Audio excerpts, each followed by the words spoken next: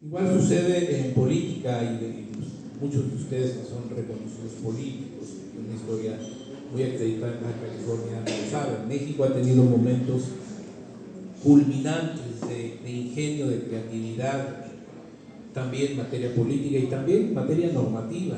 ¿Sí? Tenemos en nuestra historia, quienes son abogados, el amparo, que es una figura fulgurante de la creatividad jurídica de México y otras cosas. El Instituto Nacional Electoral, antes Instituto Federal Electoral, nace a partir de un momento luminoso también de cordura democrática de México, después de la famosa caída del sistema del 88. Bueno, recordarán ustedes el 87, fue un año complicado al interior del propio Partido Revolucionario Institucional, aquella decisión de aquella corriente democrática donde estaba Rodolfo, estaba González Guevara, Efigenia Martín Navarrete, Porfirio, pero luego llega el 88 con la caída del sistema. México entra en una suerte de crisis. El 89 aquí en Baja California fue muy importante, pero después de esa crisis México venía de una historia larga, de una historia de un partido hegemónico, y México ya no aguantaba las estructuras acartonadas, duras, un partido único. Cuando México estaba abriéndose al mundo, recordarán ustedes, prácticamente era un reclamo internacional que México también demostrara que pudiera tener una democracia liberal, plural y abierta a fuerzas políticas que representaran de una manera más equilibrada y sana a la sociedad mexicana. Pues ese año del 90, después de se perdió por primera vez una gubernatura del PRI en este país. Ese año del 90 fue muy importante. Nace el Instituto Nacional Electoral. La configuración del IFE en ese momento era muy notoria respecto de cómo habíamos venido nosotros manejando la organización de las elecciones en México. O sea, cada vez que había elecciones se hacían comités, bajaba desde Gobernación, la Comisión Federal Electoral, se encargaba a cada entidad federativa, las autoridades, etc. Entonces, justamente desde un partido como el de ustedes, el PRI, que ha sido un partido de instituciones, eso no lo puede negar nadie, nace el Instituto Federal Electoral con elementos bien importantes. Es una institución permanente, con un servicio profesional permanente, servicio al que yo pertenezco, con la participación de los partidos políticos, transversalizando toda la institución, desde el Consejo General, la Junta General, el Consejo General, la Junta, la Comisión Nacional de Vigilancia, lo que tiene que ver con las credenciales, Comisión Nacional de Vigilancia, en donde solo votan los partidos políticos para ver qué pasa con cada una de las credenciales, y luego en las delegaciones y luego en las subdelegaciones, que se llaman juntas distritales ejecutivas, y en las comisiones distritales de vigilancia. A partir de esa decisión que acompañaron todos los partidos, pero habrá que reconocer que el maestro Lamadrid, reconocido diputado jalisciense, aportó un montón de elementos configurativos para lo que hoy es nuestro sistema electoral, que es reconocido mundialmente. Y así fue la historia. Rápidamente, lo que ustedes ya saben, en el 91 Baja California tiene la participación histórica, la participación electoral más alta de su historia. Hoy nos quejamos, con razón, de que estamos en el sótano de la participación electoral. Somos los que menos votaron Baja California. Pero no fue siempre así. En el 91 votó el 79%. En el 94 la participación también fue de arriba del 70%, y en general en el 94, con aquel año triste, difícil, del 94, lo recuerdan ustedes, amanecimos el 1 de enero con un tratado de libre comercio nuevo, pero también con un levantamiento armado en el sureste mexicano, y en marzo tuvimos la desgracia que todos conocemos, etcétera. Llega Cedillo y tuvimos una participación nacional muy elevada. Esa elección presidencial tuvo una participación del 77%. Le llamaron el voto del miedo, salieron 77 ciudadanos de cada 100 a votar en aquella elección. El resto es historia. En el 97 pierde el PRI la mayoría en la Cámara de Diputados. La segunda parte del mandato de Zedillo estuvo sin un respaldo en la Cámara de Diputados, y la oposición liderada por Porfirio Muñoz Ledo, ¿lo recuerdan ustedes? El 2000 se pierde la presidencia de la República y empieza una historia de alternancias. El 2006 también es una historia muy conocida por ustedes. Toda esta información que les doy, como aquellos jóvenes que querían vender álbumes en las primarias, en las secundarias, que iban de hoja en hoja platicando de qué venía en aquel fascículo. Toda esta historia es de lo que vamos a platicar un poco, y de los retos que ha pasado el Instituto Federal Electoral y luego el Instituto Nacional Electoral, y como hoy,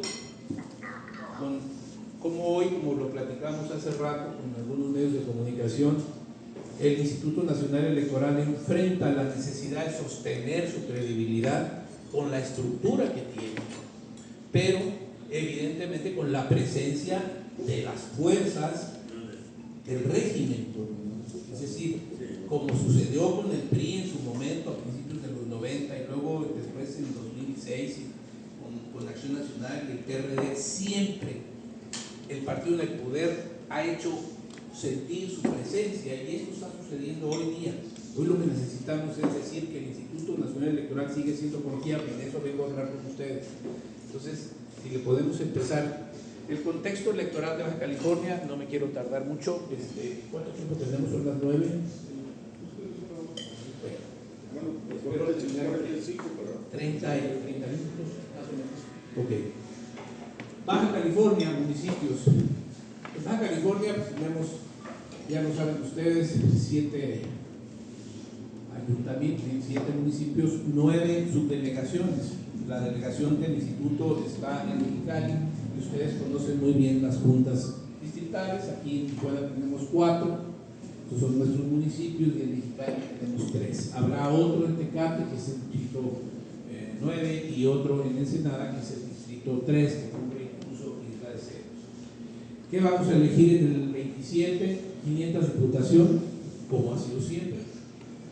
17 gubernaturas, ya lo saben ustedes, eso incluye a Baja California, 32 legislaturas locales y los 2.484 municipios que tenemos en el país. Y en Baja California tenemos una gubernatura, los 7 ayuntamientos y las 25 diputaciones locales. Adelantamos. ¿Qué les digo? Baja California es una de las 2 o 3 entidades de mayor crecimiento en el país. Ha sido impresionante que tan rápido va creciendo el número de casillas electorales que tenemos que instalar. Como está el diseño para que la gente vaya a votar, esto tiende a crecer. Quiero decir que las casillas no pueden recibir más de 750 votos. Podría ser si tuviésemos una casilla electrónica que sí, que se superara ese número, pero el número de 750 votos por casilla, o que tengas que poner otra casilla a partir de 751 votos, bien Gustavo, y pones otra, tiene que ver con la posibilidad de que una mesa directiva de casilla reciba a una persona a ritmo de por minuto. Entonces tiene una razón aritmética, digamos. Sin embargo, si se sigue quedando ese sistema tan manual, tan a la antigua, pues siempre vamos a necesitar más casillas, porque la población crece, el padrón crece. Yo supongo que con los años el legislador tendrá que definir otra manera de organizar las elecciones. ¿Cuál es nuestra proyección en Baja California para este año que entra, para el 6 de junio? Poner 5.812 casillas. Muy bien. Ahora, a nivel nacional, estamos pensando que esta vez ubicaremos 176,000 casillas. Pero si aplicamos el indicador del crecimiento cada 3 años y lo vamos proyectando hacia la elección del 30, del 33, del 36, esto va a llegar un momento en que se va a hacer inmanejable. Algo tendrá que ser el legislador para cambiarlo. Vamos a poner 176,000, pero en el 30 serán 190, en el 33 y así vamos a ir creciendo. Eso se tendrá que modificar. Vamos a pasar a la siguiente, Mitch. Aquí no me quiero tardar mucho. En el caso de Tijuana, estas son las casillas que nosotros instalamos en el 24. Instalamos 2.784 casillas. De un total que instalamos de 5.374 en el 24 y que les digo que hoy serán 5.800 casillas electorales. Vamos a avanzar. 5.812, avanzamos, Mitch, por favor. Este es el listado nominal, esta es la cantidad de gente que tuvimos nosotros en el 2024, pero les quiero enseñar ahorita la siguiente, el crecimiento. En el listado nominal quiere decir, les voy a explicar, el padrón electoral somos todos, y el listado nominal es de los que tienen su credencial vigente. ¿Por qué? La diferencia es quien ha perdido la vigencia por alguna razón, porque extravió la credencial, porque se dio de baja por alguna razón, porque perdió vigencia, etc. Pero es una diferencia muy poca. Pero los que teníamos ese día de junio del 24 la credencial éramos 3.197.732 Baja Californianos. En la siguiente van a ver cómo está desplazándose este número. En este momento tenemos ya más de 300,000 personas que tienen credenciales relacionadas con hace 2 años. Es decir, nuestro padrón en este momento es de 3.400.000 y 3.365.000, es decir, 37.000 personas son las detrás de las que andamos para que corrijan su credencial. O sea, las credenciales válidas en este momento son 3.365. La cobertura entre los que tienen la credencial vigente y los que no es del 98.90. Estamos pues detrás del 1.1% del padrón para que actualicen su credencial. Vamos a pasar a la siguiente. Credencialización, no me quiero tardar mucho. El Instituto Nacional Electoral tiene 16 módulos fijos, ya los conocen ustedes, el que está en Otay, el que está cuando vamos subiendo por la segunda aquí. De esos, nosotros tenemos 16 en todo el estado, y 3 módulos itinerantes, es decir, que se van moviendo por comunidades pobladas, como es el caso del Cenaval, en el 3, que tiene un módulo, en el Valle de Mexicali tenemos otro, y en Tecate tenemos otro. Y tenemos 3 módulos para la atención de personas que están postradas en su casa y no pueden salir. Nuestros padres, nuestros hermanos, alguien que no puede moverse, tenemos un proceso especial, un procedimiento especial. Nos hacen ustedes el planteamiento, hay ciertos requisitos muy sencillos, se hace la consulta médica, se hace la gestión, y en cuanto nos llega la aprobación movemos el carrito del INE hasta la casa de quien está allí en su habitación o en la sala o que no puede salir. Este es un proceso que tiene que ver con algo que llamamos nosotros inclusión democrática. Y esto es muy interesante, el tema de la inclusión democrática. Los políticos, muchos políticos, no todos, tienden a enojarse con el Instituto Nacional Electoral, sobre todo los que están en el ejercicio del poder, que son diputados y senadores o líderes de partidos, porque dicen que el INE legisla, que llega a acuerdos que no están necesariamente en la ley. Lo que ha sucedido en los últimos años, queridas y queridos amigos, es que cuando se hace una modificación a la Constitución, se instruye allí mismo en los transitorios de la reforma constitucional que el Congreso tendrá que legislar en 3 o 6 meses y emitir una nueva normatividad en cualquier tema, y lo que suele suceder es que no pasa nada, pero esa orden está en la Constitución y hay que atender la Constitución, de modo que cuando llega el tiempo de implementar una medida como lo fue la revocación de mandato, como lo fue la consulta popular, el Instituto Nacional Electoral tiene que sacar un documento, un acuerdo operativo inmediato para proceder, y es donde se tardan las legislaturas, que ya conocen ustedes su funcionamiento, y recoge la operatividad, la norma que elaboró el instituto y la convierte en ley. En esta acción, en esta dinámica, le debemos a esta dinámica algunos de los ejemplos de inclusión democrática más importantes de América completa. Por ejemplo, ese tema de ir a credencializar gente mayor o postrada, llevar el carrito del Instituto Nacional Electoral, del Registro Federal de Electores. Otro, los temas de paridad en México se han impulsado desde el Instituto Nacional Electoral. Desde luego ha habido acompañamientos por parte de la sociedad civil, por parte de organizaciones de mujeres, y un acompañamiento y un eco también desde los tribunales que han sido sensibles, pero también, por ejemplo, para las consultas a los pueblos y comunidades indígenas que el Instituto Nacional Electoral ha promovido. Otro es credencializar a las personas privadas de su libertad. Una persona privada de su libertad puede tener una sentencia que le impida hacer ejercicio de sus derechos, pero lo que no puede hacer el juez es impedirle que tenga una credencial que lo identifique, porque es un derecho humano reconocido a nivel internacional y protegido por tratados internacionales, que toda persona tiene derecho a su identidad.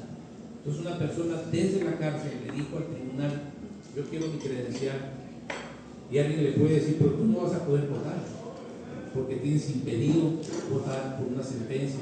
Sí, no puedo votar, pero tengo derecho a mi identidad. Entonces, de eso les vamos a hablar, porque ya incluye nuestra credencial incluso la identificación del derecho a decir soy indígena, y se coloca ahí, o bien no me identifico con el género masculino ni con el femenino. En términos de género soy no binario, se puede y se debe poner ahí. También protegemos datos personales. Se ha hecho un trabajo muy interesante en esto. Vamos a avanzar entonces en el siguiente. La credencial, a partir del 1 de junio, de este mes de junio, junio del 26, a partir del 1, se generó un nuevo modelo de credencial. Una credencial diferente a la que tenemos todos, y el día 9 ya les empezamos a entregar una credencial que es esta que está aquí. No sé cuál es la anterior. Yo creo que ya está. Miren, esta tiene una ventaja, tiene varias cosas muy interesantes. La persona puede autoadscribirse como indígena y ahí dirá indígena. ¿Por qué? Porque quiere que diga indígena. Y además porque le puede servir para procesos políticos vinculados con el indigenismo. Es decir, donde hay cuotas o donde debe hacerse una consulta a pueblos y comunidades indígenas, se puede identificar su autoadscripción con esta credencial, o bien su género no binario inicialmente. Para los hombres, nos reconocemos hombres, dirá H, las mujeres M, pero la persona que no es muy bajísimo, N. Igualmente aquí tiene esta ranura que le ven, es real, esta ranura es real, vendrá en la credencial para las personas invidentes. Las personas que no ven reconocerán su credencial de entre las tarjetas que tenga de crédito, licencias, etcétera, con esta ranura. Tiene también para las personas que no ven la ranura, y aquí tiene una serie de elementos táctiles, o sea, tiene un relieve que se siente. Tiene más medidas de seguridad con microtextos o nanotextos que son minúsculos. Ustedes, si ven su credencial, van a ver este color gris, se distingue de por una línea tenue. Esa línea tenue aquí está amplificada, son letras, son símbolos, no es una rayita. Si la ve uno con una lupa, viene el nombre de cada uno de ustedes. Si la giramos, aquí tiene algunos elementos muy interesantes. El primero es que aquí está sobre la M el escudo de Baja California, pero aquí está el de Aguascalientes, el de Baja California Sur, y así los 32, 16 de este lado, 16 de este lado. Esto que ven ustedes aquí en código QR es también muy interesante, porque nos remite con la cámara, le toma uno ahí el Chrome, ¿sí? Y nos remite inmediatamente a la página institucional. Esta donde sí,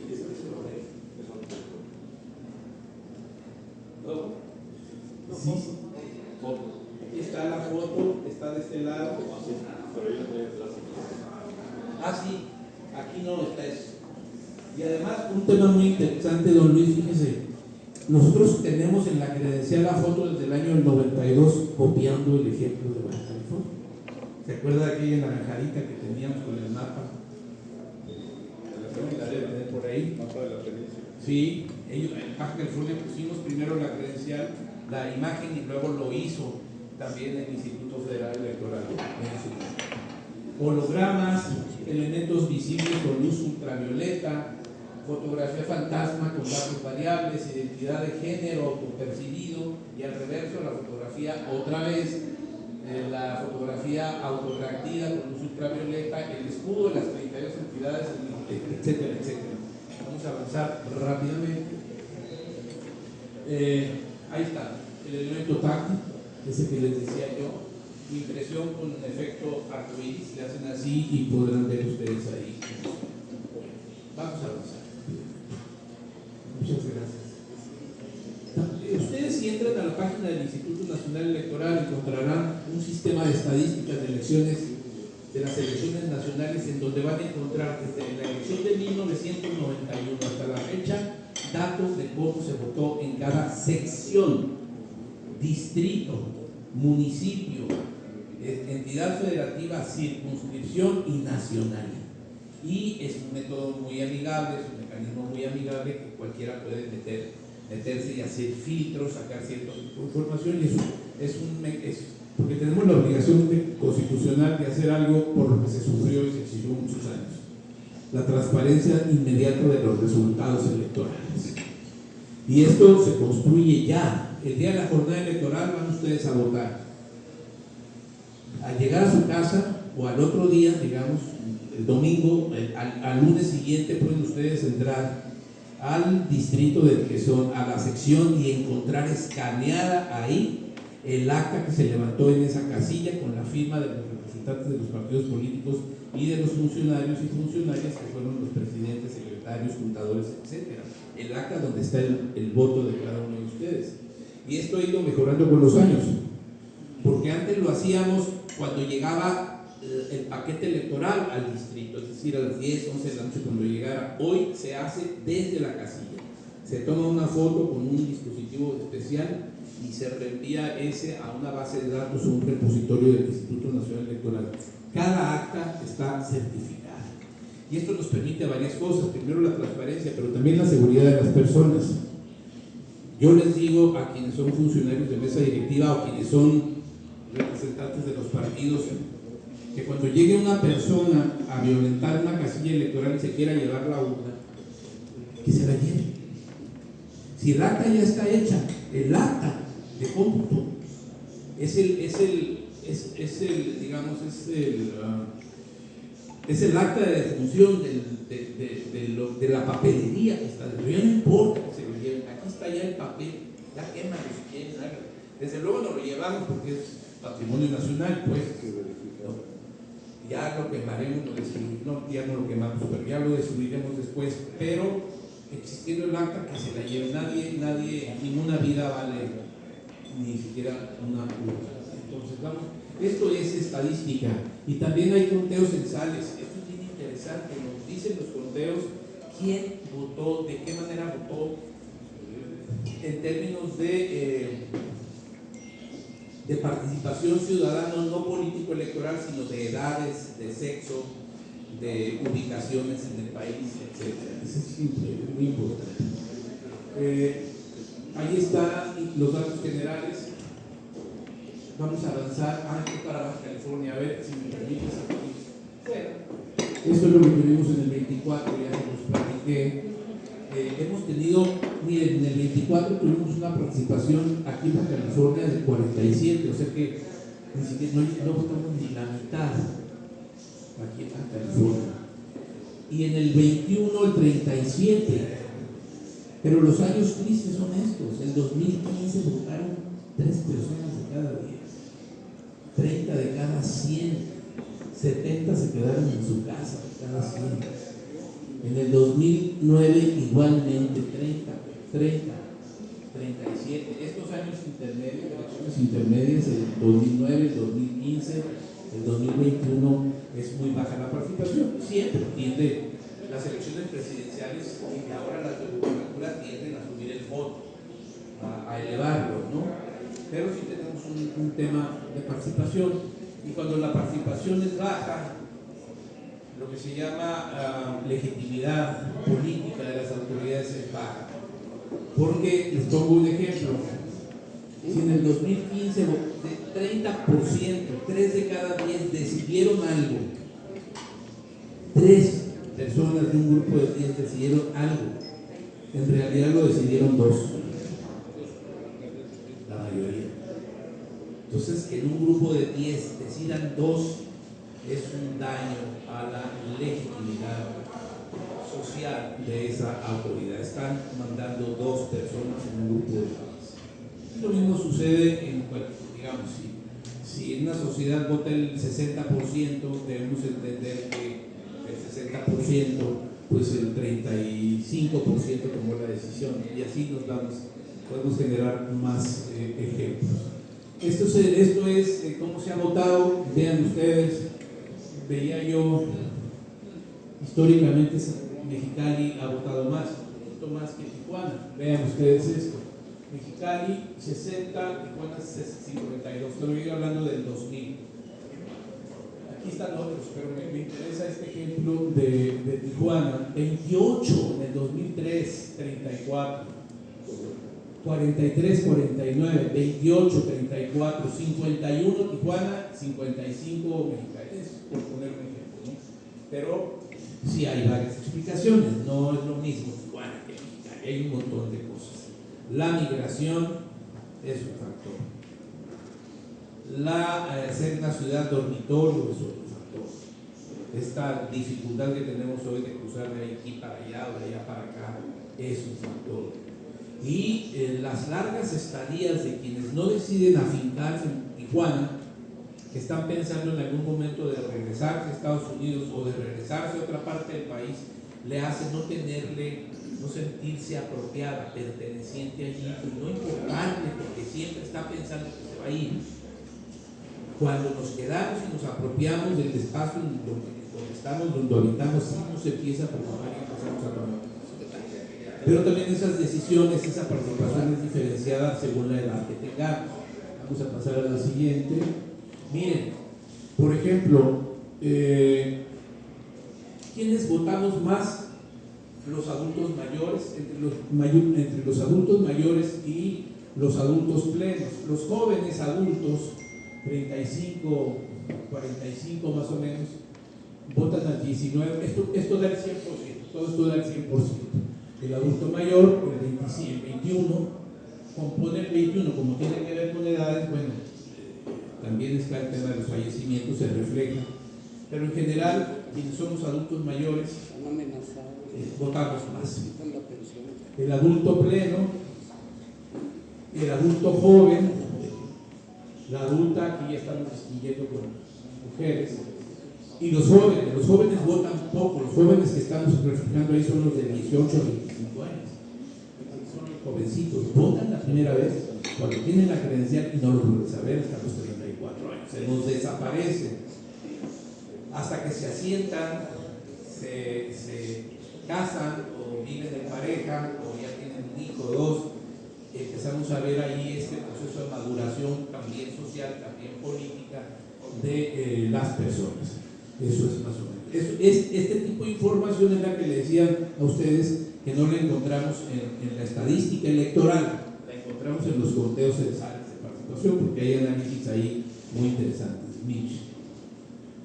Los jóvenes aquí en Baja California, tenemos componentes muy interesantes. Miren, por ejemplo, Tijuana, tenemos en lista nominal en el 24, 124,000. Nada más de 124,000 votaron 43,000 y no votaron 73,000. Quiere decir que la participación de los jóvenes está en el 35. ¿Mate? Se te hacen muchos.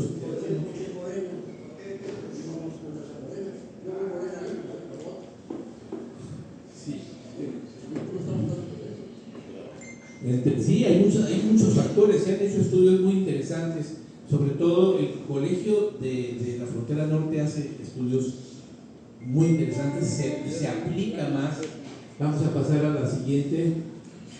El abstencionismo en Baja California. Vamos a pasar rápidamente. Aquí el texto que te puedo dejar, desde luego, Fernando, nos dice qué entendemos por abstencionismo, pues, para saber de qué estamos hablando. ¿Qué entendemos por abstencionismo? Por participación ciudadana, por voto nulo y por voto en blanco. Pasamos a la siguiente, porque ya me estoy llegando. Esto es lo que les decía yo de interesante. En el 91, cuando el Instituto Federal Electoral nace en octubre del 90. En el 91 ya tenemos una primera elección con esta institución, pero ese año destruimos el padrón que utilizaba la Comisión Federal Electoral y empezamos a hacer un padrón base cero. Lo que hoy tenemos es el hijo de aquel esfuerzo. Es decir, hoy tenemos un padrón depurado constantemente, pero es hijo del que construimos en el año del 90, entre el 90 y el 91 para la primera elección del IFE. Ahí en el 91 votó el 77%. Esta fue el 91, aquí el 77.9, digamos, pero Baja California, no, hombre, 79.1 en el 24, y luego viene un bajón. Esta línea negra, la línea negra es la elección federal, pero esta que les estoy indicando es la elección estatal. Aquí viene, por ahí viene la simbología. Ok, baja el 49% en el 97. Ese año el PRI perdió la mayoría. Yo sé que ubican eso muy bien.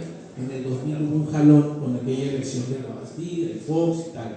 Aquí subió al 56, que todavía realmente sigue siendo muy baja. Aquí la local, porque la federal subió al 63.2. Y esta tristísima cosa del 2003, 2009, 2015, 2021, estoy hablando de las elecciones intermedias del 31%, 30%, 30%, 2009 y 2015. En ese asunto estamos, en ese reto estamos. ¿Cómo podemos hacer que la gente participe más? Pasamos a la siguiente. El abstencionismo es el reflejo. Allá lo veían como participación, aquí lo vemos como abstencionismo. En el 2003, abstencionismo del 69%. Del 69%, ese es el abstencionismo. Casi 7 personas de cada 10 que no han ido. Pasamos a la siguiente.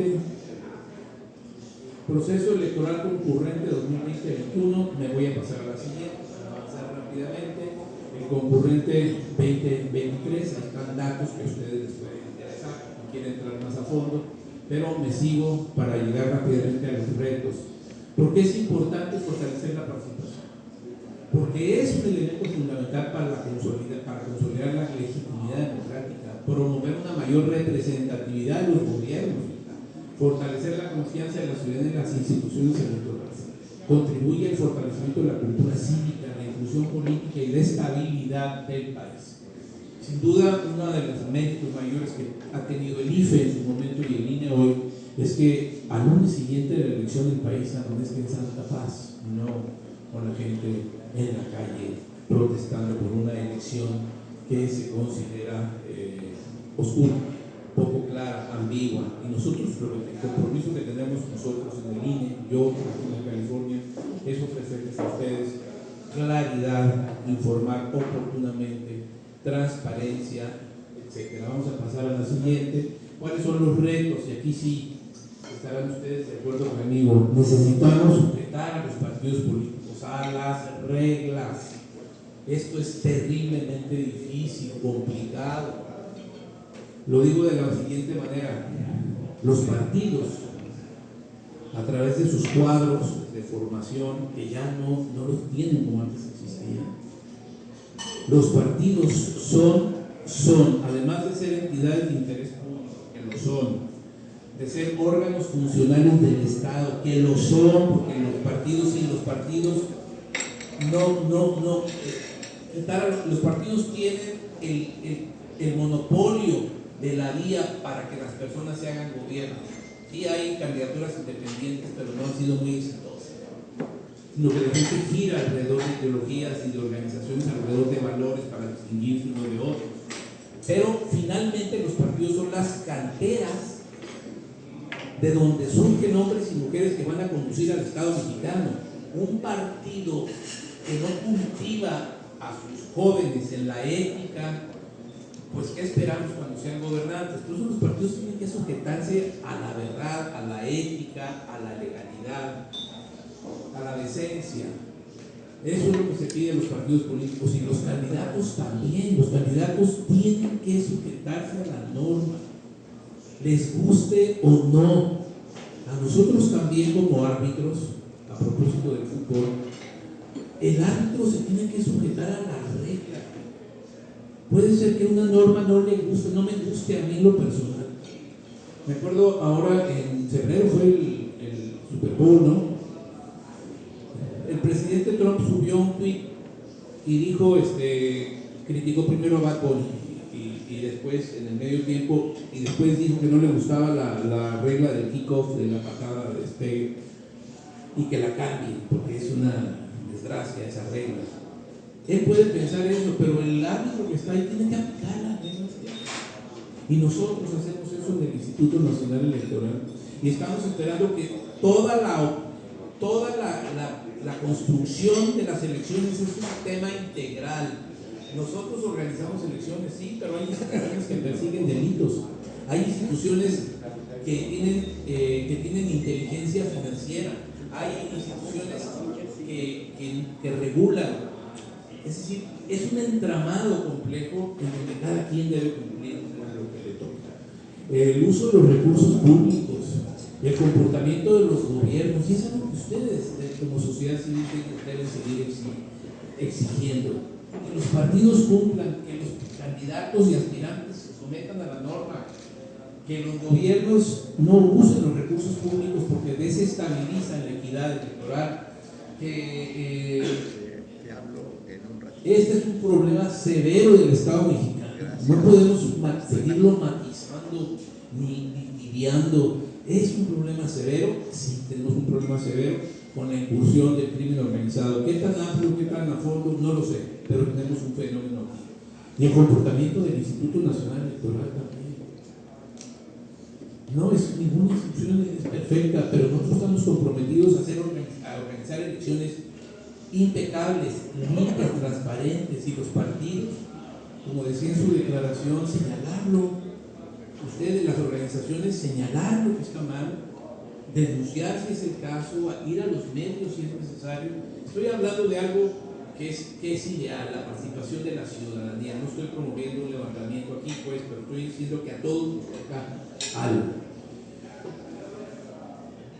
El comportamiento de los tribunales. Aquí me preguntaba la otra vez, aquí con Dorelena me decían, oiga, pero hay señalamientos de que un consejero o una consejera del Consejo General tiene o no tiene relaciones.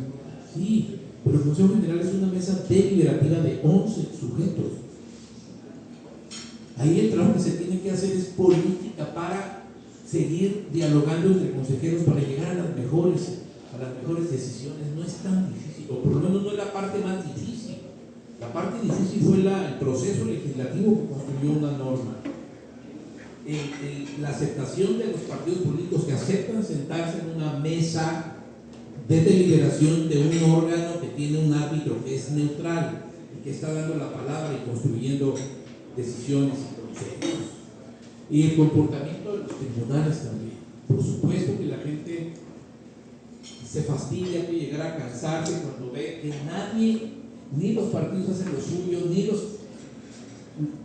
los candidatos, ni los gobiernos, ni el INE, ni los, digamos, en un asunto así, la gente se fastidia. Lo decía el presidente Zedillo hace unos meses, le marcó a Ampula, pero dijo algo que es ciertísimo.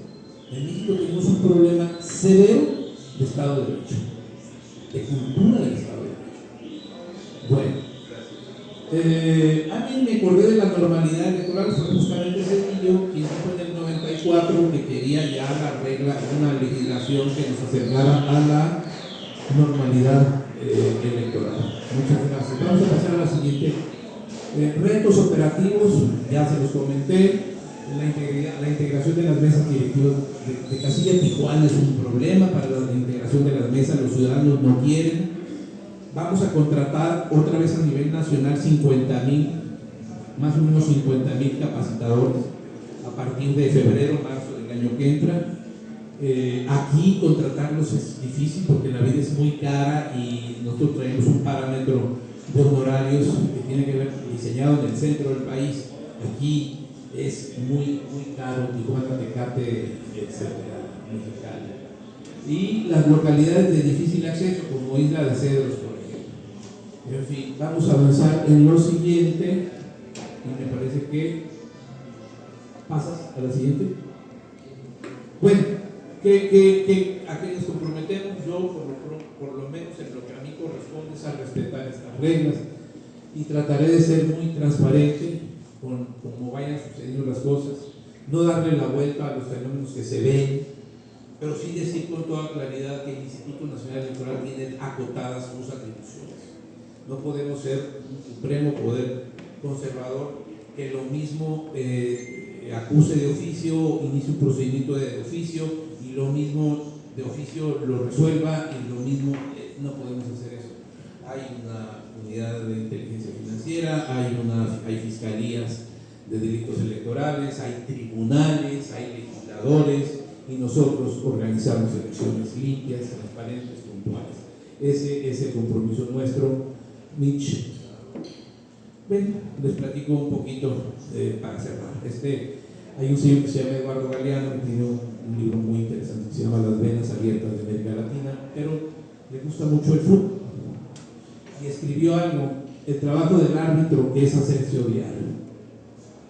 Única unanimidad del fútbol, todos odian al árbitro, lo silban siempre, no lo aplauden, nadie corre más que él, es el único que está obligado a correr todo el tiempo el árbitro, se desloma como caballo. Este intruso que jadea entre jugadores y partidos, y en recompensa por tanto sacrificio la multitud aúlle pidiendo su cabeza.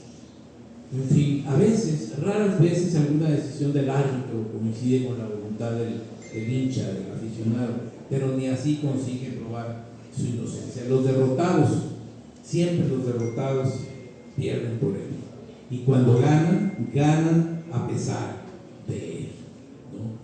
Coartada, el árbitro es coartada y todos los errores son culpa del árbitro. Perdí por el árbitro, explicación de todas las desgracias. Los hinchas tendrían que inventar si no existiera. Cuanto más odian al árbitro, más lo necesitan. Lo mismo sucede con el árbitro electoral. Muchas gracias.